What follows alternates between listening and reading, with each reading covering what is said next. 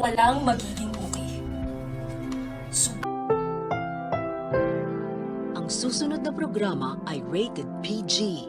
Ito ay nangangailangan ng patnubay at gabay ng magulang para sa mga batang manonood.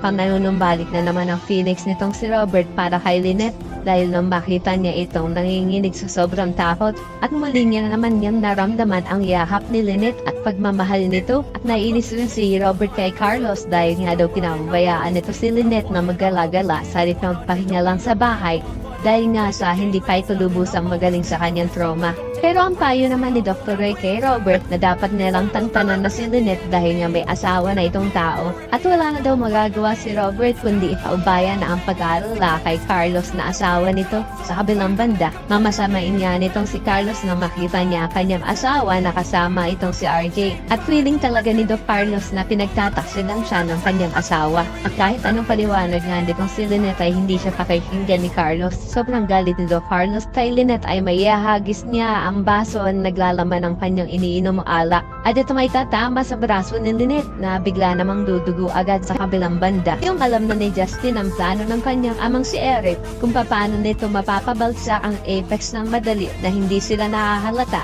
at ito nga sa pamamagitan ng pagkuha ni Eric sa buong tiwala at loob nitong si Giselle ay gagawin niya ni Justin ang kanyang part na lalo siyang magwawala sa harap ng kanyang ina.